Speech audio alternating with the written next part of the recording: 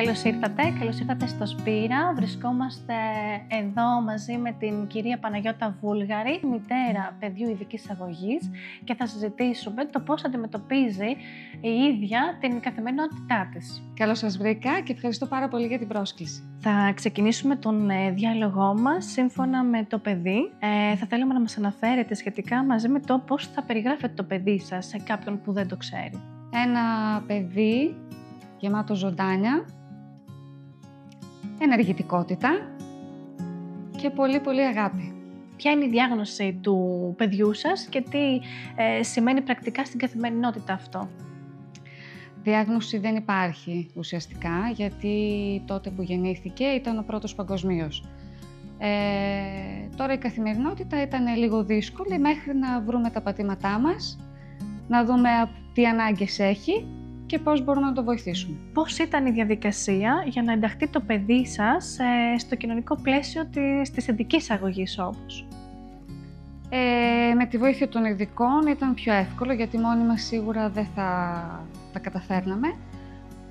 Με συμβουλές από ειδικούς, θεραπευτές, ψυχολόγους, εργοθεραπευτές, μας βοήθησαν πάρα πολύ στο να μπει, να ενταχθεί.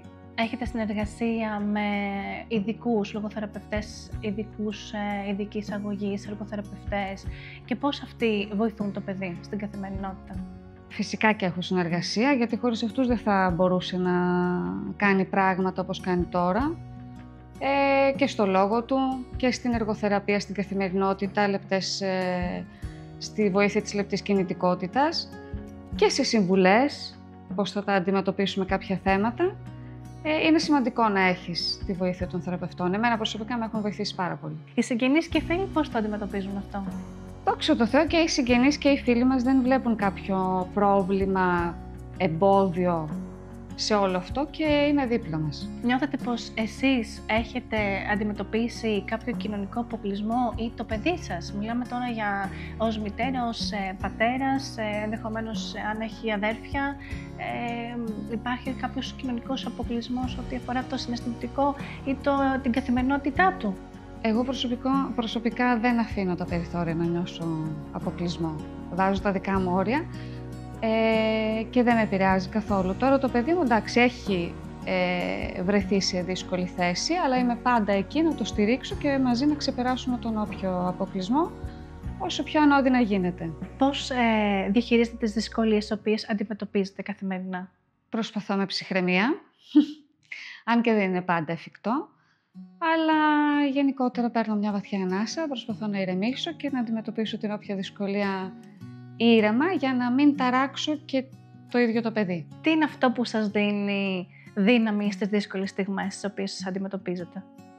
Βασικά ο Θεός μου δίνει δύναμη. Δεν υπάρχει κάτι άλλο. Τι θα θέλατε να γνωρίζει ο κόσμος για τα παιδιά της ειδικής αγωγής? Ότι είναι απλά παιδιά. Ότι δεν διαφέρουν σε κάτι. Το μόνο ουσιαστικά που διαφέρουν είναι ότι όποια πράξη, όποια κίνηση και να κάνουν, το μόνο που κρύβεται από πίσω είναι αγάπη και αθωότητα. Τίποτα άλλο. Τι θα λέγατε σε έναν γονιό που μόλις έμαθε ότι το παιδί του έχει ανάγκη ειδικής αγωγής, είτε έχει την ανάγκη είτε έχει γεννηθεί στην ειδική αγωγή? Βασικά, πρώτα θα πάρει μια βαθιά ανάσα. Θα κάνει ένα βήμα πίσω. Δεύτερον, θα το πάρει απόφαση ότι αυτή είναι η κατάσταση, και από τη στιγμή που θα το πάρει απόφαση, το επόμενο βήμα είναι να σταθεί δίπλα του, να το βοηθήσει και να το στηρίξει σε ό,τι χρειάζεται. Πόσο ευγνώμων είμαστε που μια μητέρα έχει παιδί. Της έχει κάνει δώρο ο Θεός στο παιδί. Από τη στιγμή που ο Θεός σου κάνει αυτό το δώρο, να γίνεις μητέρα και να αποκτήσεις ένα παιδί, είτε είναι στην ειδική αγωγή, είναι στην τυπικής ανάπτυξης, θεωρώ ότι είναι δώρο απλά και πρέπει να το χαρείς. Βέβαια θα είναι πιο δύσκολος ο δρόμος της ειδικής, αλλά και πάλι θα πρέπει να το χαρείς. Οπότε ευγνωμοσύνη, γιατί ακόμα και τις δυσκολίες τις οποίες αντιμετωπίζουμε καθημερινά. Αυτό ακριβώς. Ποια θεωρείτε ότι είναι η πιο μεγάλη πρόοδο που έχει κάνει το παιδί σας στην καθημερινότητά του? Το γεγονός ότι μπορεί μόνος του πλέον να πάει στο φούρνο, στο μίνι μάρκετ και να ψωνίσει αυτά που θα του ζητήσω.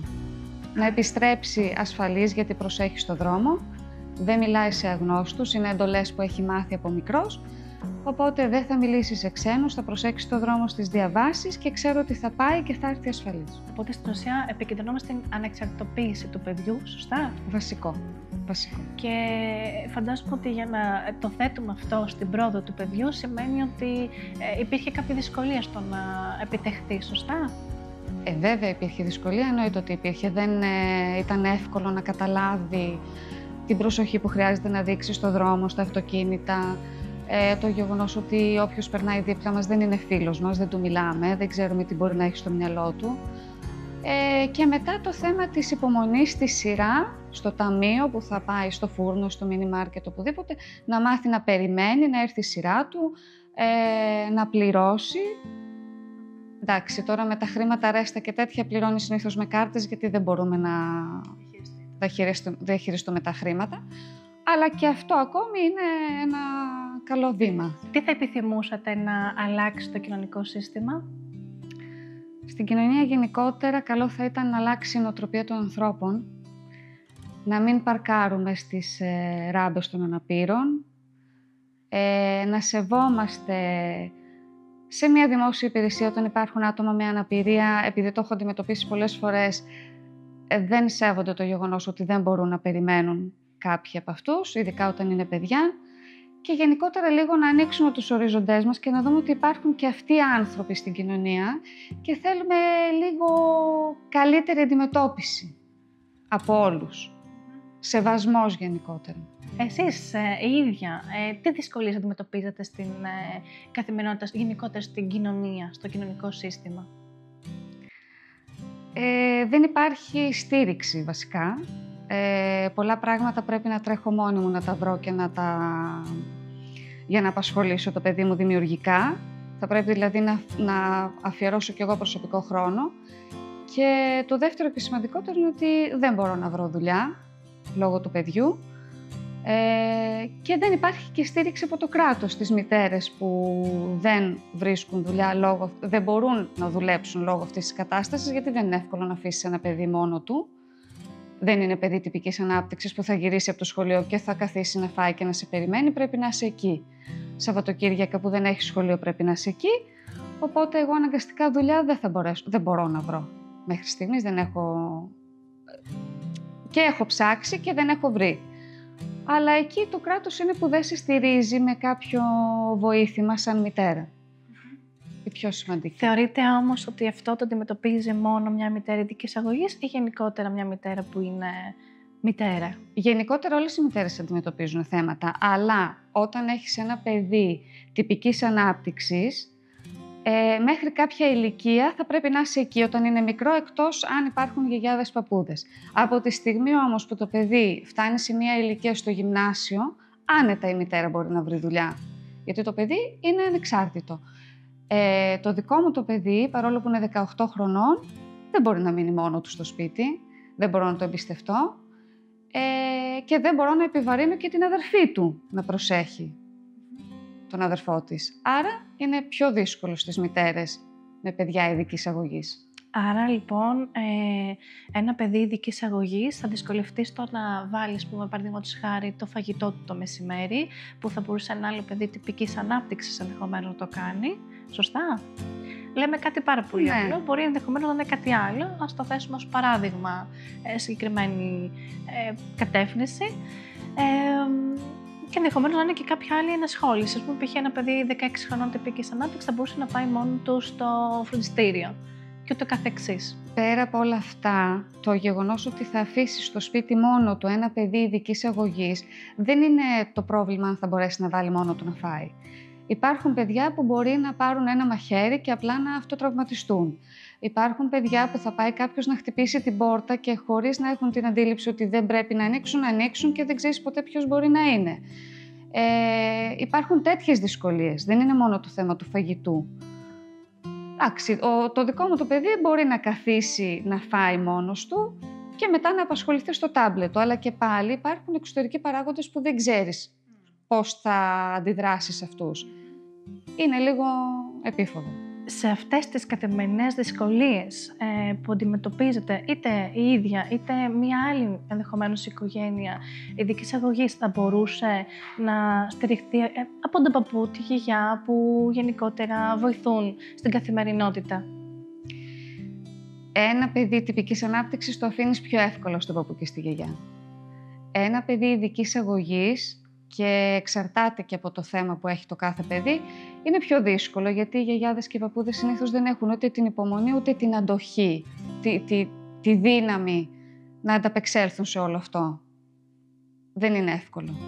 Άρα πάντα πρέπει να είναι εκεί, αν όχι και οι δύο. Η μαμά πρέπει να είναι πάντα εκεί, γιατί ο μπαμπάς συνήθως δουλεύει. Η μαμά θα είναι πάντα εκεί. Δεν είναι εύκολο να αφήσεις ένα παιδί ειδικής αγωγής σε γιαγιάδες, παππούδες. Είναι πιο δύσκολο. Πώς είναι η καθημερινότητα της μητέρας με παιδί ειδικής αγωγής? Απαιτητική, δύσκολη, αλλά πάντα έρχεται η στιγμή που θα σε πάρει αγκαλιά, που θα σου δώσει ένα φιλί, έτσι στο άσχετο, στο αυθόρμητο, και θα σου πει «Μαμά, σ' αγαπώ». Αυτό το διαγράφει όλα τα άλλα. Στο τέλος της ημέρας θα μείνει αυτό. Δηλαδή το βράδυ πριν πάμε για ύπνο, πάντα υπάρχει φιλή, αγκαλιά. «Καληνύχτα μαμά, σ' αγαπώ». Οπότε αυτό διαγράφει την οποιαδήποτε δυσκολία αντιμετωπίσαμε μέσα στη μέρα. Σας ευχαριστούμε θερμά που μας παρακολουθήσατε. Ευχαριστούμε πάρα πολύ την κυρία Γιώτα Βούλγαρη που είχε την διάθεση να μας βοηθήσει μέσα από αυτή την φιλική συζήτηση. Προσπαθούμε και γενικότερα ευελπιστούμε να βοηθήσουμε τις οικογένειες, ενδεχομένως και τον κοινωνικό περίγυρο που έχουν άτομα ή συναστρέφονται με την ειδική αγωγή, να μπορέσουμε μέσα από την ενσυναίσθηση όλοι μαζί να στηρίξουμε και να βοηθήσουμε που το δικό μας μετερίζει ο καθένας τους ανθρώπους αυτούς.